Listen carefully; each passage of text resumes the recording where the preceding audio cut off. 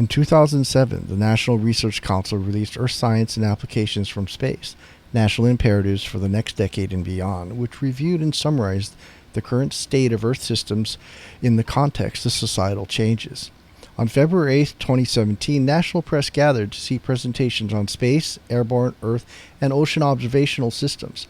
The hyperspectral infrared imager called HISPERI, the er1 high-altitude airborne science platform, cooperative research on volcanic plume mapping using ground and balloon-based spectrometry, and an autonomous kayak used for mapping the effects on reef systems.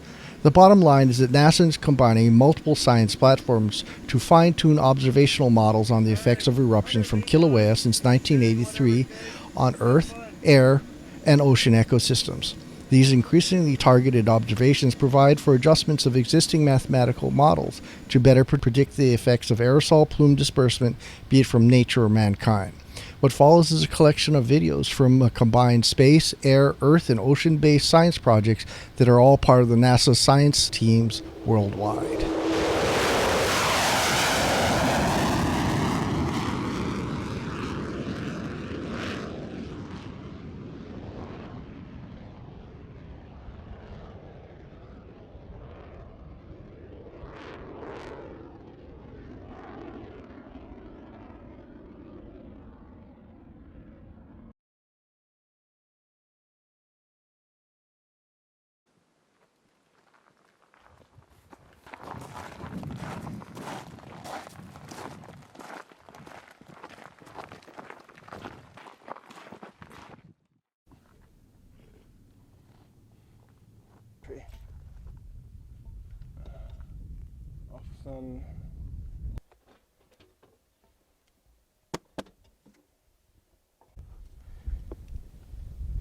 And right now the scanning mirror is pointing in the direction my finger is pointing, to the horizon.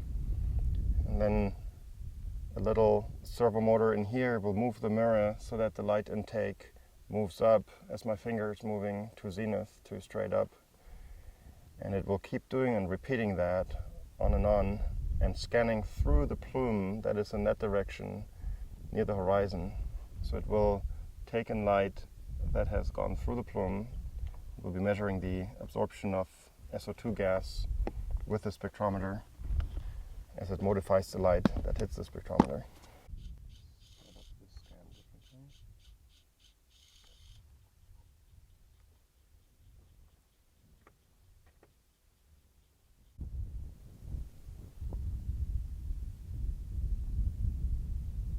So what we're looking at here is a visualization of the scan as it's going on. There's a hemispheric diagram here, and there's a line that's moving through slowly. So that's the scan direction.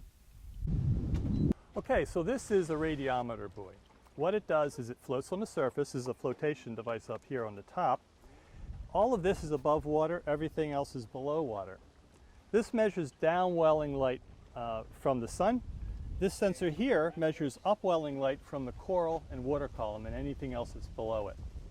And this sensor down here measures water depth, because you need to know how much water is between this upwelling light sensor and the bottom of the ocean. So what's going to happen is this buoy is going to be towed around by that autonomous kayak right there over areas of interest through the coral reefs in Kaneohe Bay and other parts of the Hawaiian Islands. And what this radiometer buoy is going to give us is essentially the same kind of data that the HISPERI high-flying aircraft sensors will give us, but without the intervening atmosphere and without reflection from the surface of the water and things that we need to remove from the data anyway. So this is like having perfect water reflectance data that we can then interpret for coral health.